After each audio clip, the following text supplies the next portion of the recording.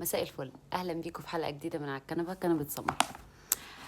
عندي فكره النهارده عايزه اشاركها معاكم. ورقه وقلم.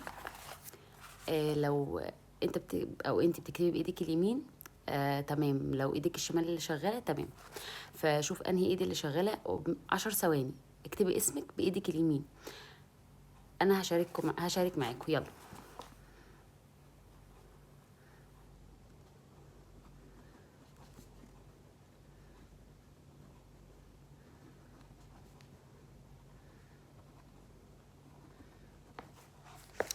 اهو. طبعا هتبان عندكم مقلوبه يعني، بس هي مكتوبه بخط كويس، وفي وقت قليل قدرت اكتبها 3 مرات وبخط كويس، ومبذلتش فيها مجهود عشان انا بكتب بايدي اليمين. نجرب بقى 10 ثواني تاني ان انا بكتب بايدي الشمال، وجربوا معايا. هستناكم.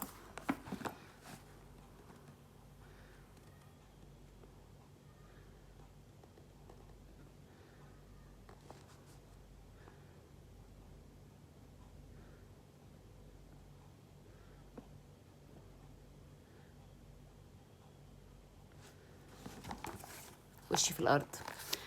آه كتبتها مره واحده، وخطي يعني ايه يكاد يتقري بالعافيه. ايه الفكره ان هو ده اللي بيحصل بالظبط في مواسم الطاعات. زي كل سنه وانتم طيبين، احنا في العشر الاوائل من ذو الحجه، ودي ايام غاليه جدا على ربنا.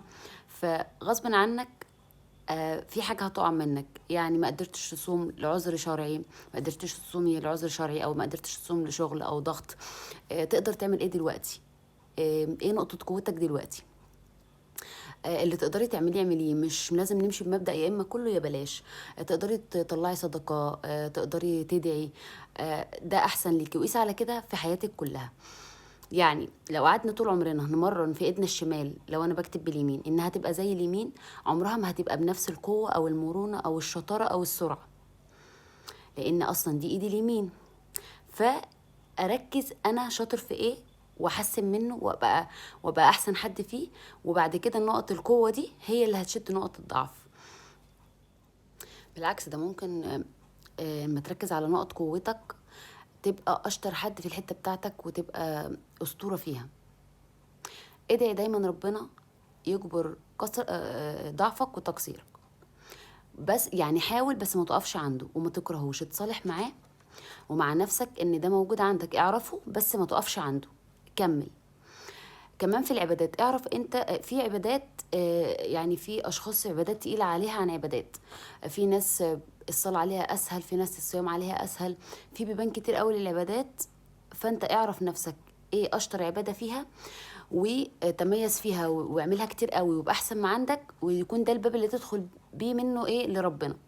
وانا هنا طبعا مش بتكلم عن الفروض عشان انت كبير كفايه، بسم الله ما شاء الله، وعارف اللي ليك ولا عليك. انا بتكلم على النوافل، وان انت ما تطلعش من الايام الحلوه دي بايدك فاضيه، او ايدك اليمين.